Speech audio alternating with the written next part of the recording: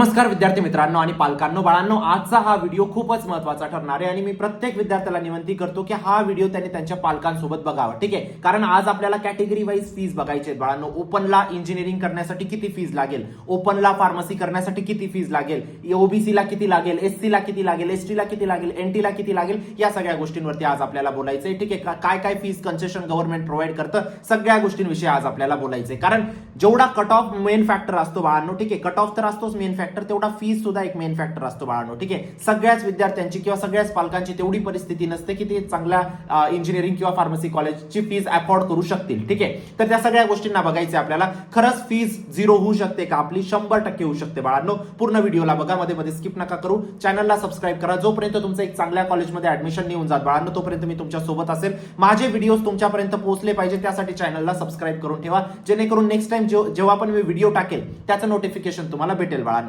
जेव्हा तुमचं चांगल्या कॉलेजमध्ये ऍडमिशन झालं तेव्हा मला अनसबस्क्राईब केलं तरी चालेल. ठीक आहे, फक्त तुमच्या फायद्यासाठी सबस्क्राईब करून ठेवा. आणि कॅप राऊंड रिलेटेड सगळ्या अपडेट्स तुमच्या व्हॉट्सअप ग्रुपला येतील बाळांनो. व्हॉट्सअप ग्रुपला लगेच जॉईन करा फुल होण्याआधी. ठीक आहे, एक गोष्ट लक्षात ठेवा बाळांनो, इंजिनिअरिंग आणि फार्मसीची फीस प्रत्येक विद्यार्थ्याची वेगवेगळी असते. ओपनच्या विद्यार्थ्यांची वेगळी, ओबीसीच्या विद्यार्थ्यांची वेगळी, लेडीजची फीज वेगळी असते. ठीक आहे, एससी एसटीच्या विद्यार्थ्यांची वेगळी फीज, एनटीच्या विद्यार्थ्यांची वेगळी, ईडब्ल्यूच्या विद्यार्थ्यांची वेगळी, एससीबीसीच्या विद्यार्थ्यांची वेगळी असते, टीएफडब्ल्यूच्या विद्यार्थ्यांची वेगळी असते. प्रत्येक कॅटेगरीनुसार विद्यार्थ्यांची फीज वेगवेगळी असते इंजिनिअरिंग आणि फार्मसीसाठी बाळांनो. पण एक बेसिक इलिजिबिलिटी क्रायटेरिया लागतो तुम्हाला फीज कन्सेशनसाठी किंवा तुम्हाला फीज मध्ये सवलतसाठी बाळांनो. तो म्हणजे तुम्ही एकतर तुम्ही महाराष्ट्रीयन कॅन्डिडेट असले पाहिजे, किंवा तुमच्याकडे डोमिसाईल असलं पाहिजे महाराष्ट्राचं, किंवा तुम्ही type A, type B, type C, type D, type E candidate मधले असले पाहिजे. तेव्हाच तुम्हाला महाराष्ट्रीयन कॅन्डिडेट कन्सिडर करून तुम्हाला फीज कन्सेशन भेटू शकतं. जर तुम्ही ओएमएस कॅन्डिडेट आहात तर तुम्हाला फीज कन्सेशन भेटणार नाही. तुम्हाला ऑल इंडिया कोटामधून ऍडमिशन घ्यावं लागेल बाळांनो, एआय कोटामधून. ठीक आहे, आता एक गोष्ट महत्वाचा डाऊट तुम्हाला येतो, सर मी महाराष्ट्रीयन कॅन्डिडेट आहे पण मी जेई थ्रू माझं ऍडमिशन जर माझं कन्फर्म झालं तर मला फीज कन्सेशन भेटेल का? 100% फीज कन्सेशन भेटेल बाळांनो तुम्हाला. ठीक आहे, किती भेटेल त्याच्याविषयी बोलूया आपण, पण 100% फीज कन्सेशन भेटेल. सर माझं स्पॉट मध्ये ऍडमिशन झालं तर मला फीज कन्सेशन भेटतं का? 100% भेटतं, स्पॉट वाल्यांना सुद्धा भेटतं. सर माझं आयएलएस मध्ये झालं तर मला भेटतं का? नाही, आयएलएस मध्ये फीज कन्सेशन नाही.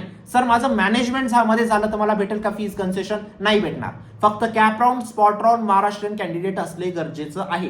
ठीक आहे, आता आपण एक्झॅक्ट कॅटेगरीनुसार किती फीज लागणार आहे तुम्हाला त्याविषयी बोलूया. प्रत्येक इंजिनिअरिंग कॉलेजची एक महत्वाची गोष्ट बाळांनो, यानंतरचे 20-25 जे वर्ष तुमचे असणार आहेत ना, हे 3 महिने डिसाईड करणार आहेत बाळांनो. या 3 महिने जे ऍडमिशन प्रोसेस चालणार आहे बाळांनो तुमची, ही जर व्यवस्थित केली तर तुमची नेक्स्ट 4 वर्ष डिसाईड करता येईल. 3 महिन्याची प्रोसेस आहे ना, कोणत्या कॉलेजमध्ये जाणार, ते 4 वर्ष तुम्ही कसे काढणार. ठीक आहे, आणि ते 4 वर्ष तुमचे नेक्स्ट 20 वर्ष डिसाईड करतात बाळांनो. म्हणजे हे 3 महिने इतके क्रुशियल आहेत की तुमच्या 20 वर्षाच्या लाईफ मध्ये अफेक्ट करणारे हे 3 महिने आहेत बाळांनो. जेव्हा तुम्ही हे चांगलं कॉलेज सिलेक्ट केलं तेव्हाच तुम्ही चांगल्या कॉलेजमध्ये जाणार. चांगल्या कॉलेजमध्ये गेल्यानंतर तुम्ही चांगले प्लेसमेंट घेणार, चांगल्या कंपनीजमध्ये, ऑर्गनायझेशन्स मध्ये तुम्ही जाणार बाळांनो. म्हणून हे 3 महिने खूप तुम्हाला सिरियसली घ्यायचे बाळांनो. एन्जॉयमेंट मध्ये काढू नका प्लीज, है ना. कॉलेजमध्ये गेल्यानंतर एन्जॉयमेंटच आहे ना, असं प्रत्येक ठिकाणी म्हणतात, पण हे 3 महिने खरंच क्रुशियल आहेत बाळांनो तुमच्यासाठी.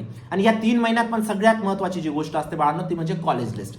कॉलेज लिस्ट मध्ये एक पण कॉलेज खाली वरती झालं बाळांनो, तुम्हाला जे चांगलं कॉलेज लागणार असतं, ज्याच्यामध्ये तुमचा नंबर लागणार असतो, ते सुद्धा तुम्हाला लागत नाही. तुमचं पर्सेंटाईल पण मॅच होतंय त्या कॉलेजला तरी ते तुम्हाला लागत नाही. फॉर एक्झाम्पल 50 कॉलेजेसची तुम्ही लिस्ट टाकली बाळांनो, 50 कॉलेजेसच्या लिस्टमध्ये तुम्ही 10 नंबरला डीवाय पाटील टाकून दिलं है ना, आणि 11 नंबरला तुम्ही पीसीसीओईला टाकलं.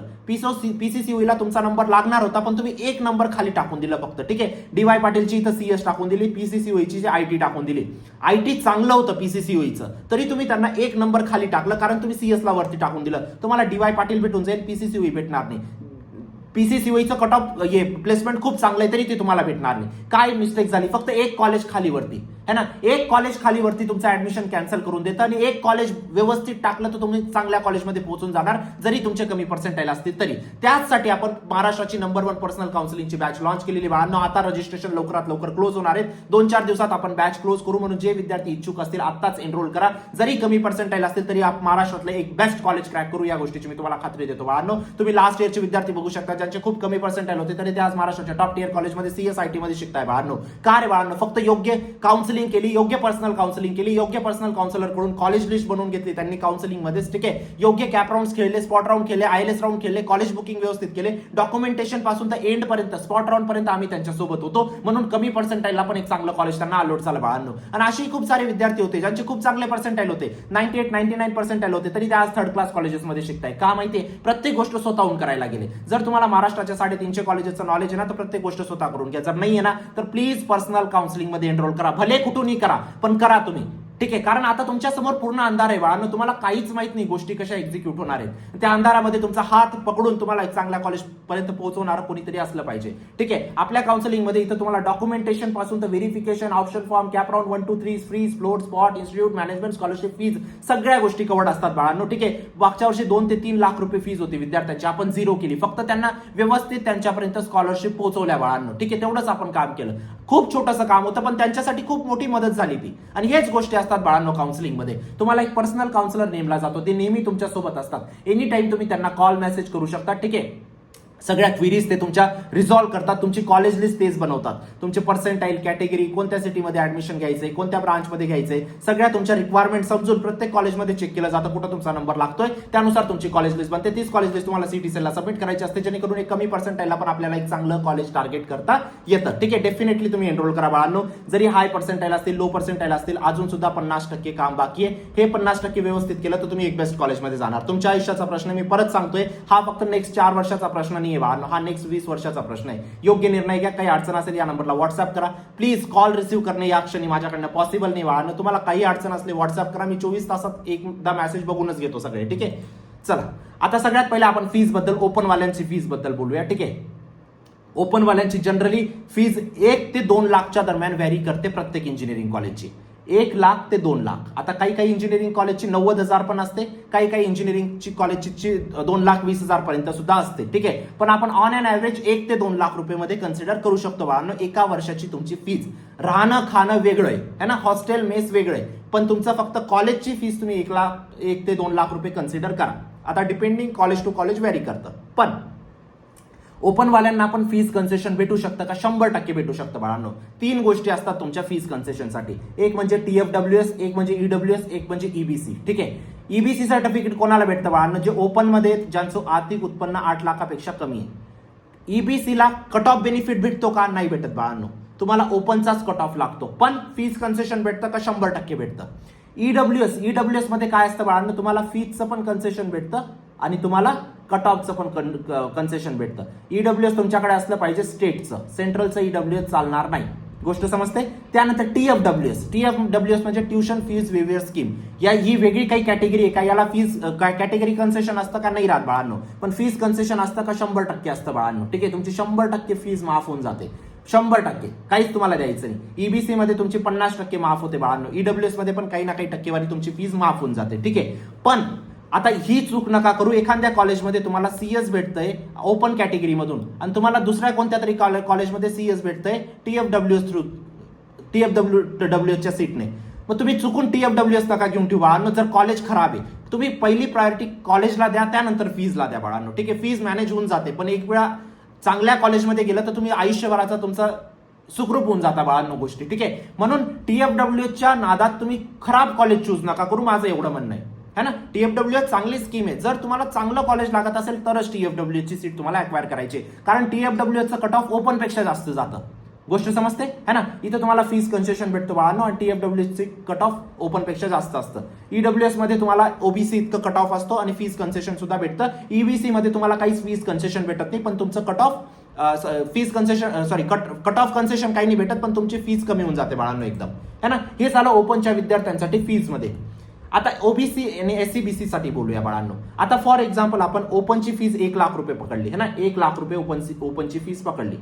1 लाख मध्ये समजा 80,000 रुपये तुमची याची फीज होती बाळांनो, ट्युशन फीज, आणि 20,000 रुपये तुमची डेव्हलपमेंट फीज असते, ठीक आहे. 2 प्रकारच्या फीज असतात, एक म्हणजे ट्युशन फीज आणि एक म्हणजे डेव्हलपमेंट फीज.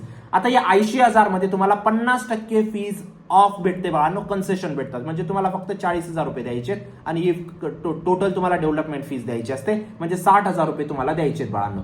जिथं ओपनला 1 लाख रुपये द्यायचे, OBC किंवा SCBC ला फक्त आणि फक्त 60,000 रुपये द्यायचे असतात. गोष्ट समजते, ठीक आहे. त्यानंतर ओबीसी एसीबीसीचा समजला, अजून पण गोष्टी सांगायच्या, थोडं लक्ष द्या. ओबीसी आणि एसीबीसी समजलं, आता एससी आणि एसटी बद्दल बोलूया. जर ओपनची फीज 1,00,000 रुपये बाळांनो, 1,00,000 मध्ये काय आलं बाळांनो, 80,000 कोणतं ट्युशन फीज आणि 20,000 काय आलं तुमचं डेव्हलपमेंट फीज है ना. मेस हॉस्टेल वेगळ्या गोष्टी असतात, त्या कुठंच फ्री नसतात. ठीक आहे. आता या 80,000 मध्ये बाळांनो एससी एसटी मध्ये जर आहात तुम्ही, तर इथं किती माफ होतो माहितीये, 100%. तुमची फीज किती असते इथं, 0 रुपीज. तुम्ही म्हणणार डेव्हलपमेंट फीज तर द्यावीच लागेल. एससी एसटी वाल्यांना डेव्हलपमेंट फीज सुद्धा 100%, फीज किती असते 0. एससी एसटी वाल्यांच्या विद्यार्थ्यांसाठी इंजिनिअरिंग आणि फार्मसी करण्यासाठी 0 रुपीज फीज लागते. पण केव्हा, ओबीसीला पण केव्हा 50% फीज लागेल. हे सगळे बेनिफिट केव्हा घेऊ शकता तुम्ही, जेव्हा तुमचं ऍडमिशन कॅप राऊंड मधून होईल. केव्हा होईल, कॅप राऊंड मध्ये. आणि कॅप राऊंड मध्ये ऍडमिशन घेण्यासाठी काय लागेल, व्यवस्थित कॉलेज लिस्ट बनवावी लागेल बाळांनो. व्यवस्थित काउन्सिलिंग केली तर तुमचं 10, 15, 20, 40% सुद्धा कॅप राऊंड मध्ये ऍडमिशन पॉसिबल आहे, शक्य आहे. या गोष्टीची मी तुम्हाला खात्री देतो है ना. डेफिनेटली व्यवस्थित काउन्सिलिंग करा. 0 फीज मध्ये तुमचं ऍडमिशन होणार आहे बाळांनो.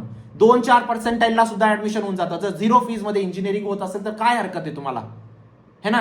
तर व्यवस्थित हे पुढचे 3 महिने, म्हणून मी सांगतोय 3 महिने तुमचं फ्युचर डिसाईड करणार. ज्या विद्यार्थ्याने व्यवस्थित माहिती घेतली त्याच बरं होणार आहे. आता भरपूर विद्यार्थ्यांना या गोष्टी नसतील माहिती, ते फक्त फीजच्या नावाने ते ऍडमिशन नसेल घेत है ना. तर या चुका तुम्ही नका करू. आता एनटी किंवा व्हीजे साठी, एनटी व्हीजे किंवा एसबीसी साठी ओपनची फीज किती असते, 1,00,000 रुपये असते है ना. त्याच्यामध्ये काय सांगितलं मी, 80,000 रुपये काय असते तुमची डेव्हलपमेंट फीज, 20,000 रुपये काय असते तुमची 80,000 ट्युशन फीज, 20,000 काय असते तुमची डेव्हलपमेंट फीज है ना. आता एनटीच्या विद्यार्थ्यांना इथं किती द्यावं लागतं, 100% ट्युशन फीज माफ. एनटी साठी पण 100%, पण एनटीच्या विद्यार्थ्यांना 20K डेव्हलपमेंट फीज द्यावी लागेल. म्हणजे इथे तुमचे 20,000 रुपये तुम्हाला द्यावे लागतील. आता एससी एसटीला पण काही एखादा एक्झाम फॉर्म भरायचा असतो, त्याला 2,000 रुपये फीज लागते बरं का. पण तुम्ही असं नका कन्सिडर करू की मला 1 रुपया पण नाही द्यावा लागणार. 1,000-2,000 पेन्सिल घेणार, पेन घेणार, पेपर घेणार, तिथं तुमचे 1,000-2,000 जातील. थोडाफार लागतो खर्च है ना, खाय प्यायला लागेल तेवढा खर्च है ना. पण बघा तुमची फीस पूर्ण 0 आहे बाळांनो. फक्त तुम्हाला pencil, pen, tuition fee, exam fees वगैरे द्यायला 2-4,000 रुपये वर्षाचे राहिले तरी तुमचं होऊन जाणार आहे. एनटी साठी तुम्हाला 20,000 मध्ये होऊन जाणार आहे. ओबीसी एसीबीसी साठी तुमचं 60,000 मध्ये होऊन जाणार आहे. ठीक आहे. पण college to college fees vary करते. प्रत्येक कॉलेजची फीस 1,00,000 रुपये नाही राहत ओपनची, काहींची 1,50,000 पण जाते. मग ओबीसीची फीस त्यानुसार ऍडजस्ट होईल है ना. या गोष्टीला समजून घ्या. चला आता नेक्स्ट गर्ल्ससाठी 100% फीज माफ, ट्युशन फीज माफ. फक्त डेव्हलपमेंट फीज द्यावी लागेल का, येस डेव्हलपमेंट फीज द्यावी लागेल. किती 20,000च्या आसपास, 20% असते बाळांनो, 20,000च्या आसपास तुम्ही कन्सिडर करा. ठीक आहे. पण ती फ्री एज्युकेशन आहे बाळांनो गर्ल्सला सुद्धा. हॉस्टेल आणि मेस येस तुम्हाला मॅनेज करावं लागेल, पण गर्ल्स फ्री एज्युकेशन मध्ये तुम्ही पार्टिसिपेट करू शकता. केव्हा, जर तुमचं वार्षिक उत्पन्न 8 लाखापेक्षा कमी असेल तर, आणि तुमचं ऍडमिशन कॅप राऊंड मध्ये झालं तर. गोष्ट समजते. हे 2 एलिजिबिलिटी क्रायटेरिया तुम्हाला मॅच करावं लागेल. तिसरी गोष्ट, तुम्ही गर्ल असणं गरजेचं आहे, बॉईज साठी नाही है ना. बॉईज साठी ईबीसी, TFWS किंवा ईडब्ल्यूएस है ना. तर हे होतं बाळांनो फ्री एज्युकेशन कॅटेगरी वाईज वगैरे सगळ्या गोष्टी. कॅटेगरी वाईज फ्री एज्युकेशन घेण्यासाठी महत्वाचा क्रायटेरिया म्हणजे कॅप राऊंड मधून ऍडमिशन झालं पाहिजे. आणि कॅप राऊंड मध्ये ऍडमिशन पॉसिबल आहे बाळांनो. जरी तुमचे खूप कमी पर्सेंटाईल राहिले तरी पॉसिबल आहे कॅप राऊंड मध्ये ऍडमिशन, जर व्यवस्थित कॉलेज लिस्ट बनवली, व्यवस्थित पर्सनल काउन्सिलिंग केली तर. नक्कीच एनरोल करा. लिंक डिस्क्रिप्शन बॉक्स मध्ये टाकलेली बाळांनो, कॉमेंट सेक्शन मध्ये पण पिन केली आहे. जरी तुमचे हाय पर्सेंटाईल असतील, लो पर्सेंटाईल असतील, अजून सुद्धा 50% काम बाकी आहे. मी परत सांगतोय, जर तुम्ही बेस्ट कॉलेज लिस्ट बनवली बाळांनो तरच बेस्ट कॉलेजमध्ये जाणार. या गोष्टीची मी तुम्हाला खात्री देतो. ठीक आहे. 18,000 पेक्षा जास्त विद्यार्थ्यांना पर्सनल काउन्सिलिंग प्रोव्हाइड केलेली आहे. 8 वर्षापेक्षा जास्तचा एक्सपिरियन्स आहे. नक्कीच तुम्ही एनरोल करू शकता. लिंक डिस्क्रिप्शन बॉक्स मध्ये टाकलेली आहे. पूर्ण टीम तुमच्या सोबत असते, जेणेकरून तुमचं एक चांगल्या कॉलेजमध्ये ऍडमिशन झालं पाहिजे. कॅप राऊंड रिलेटेड सगळे अपडेट्स तुमच्या व्हॉट्सअप ग्रुपला दिले जातील. व्हॉट्सअप ग्रुपला जॉईन करा, चॅनलला सबस्क्राईब करा. भेटूया नंतरच्या व्हिडिओमध्ये बाळांनो. तोपर्यंत बाय, टेक केअर, थँक्यू.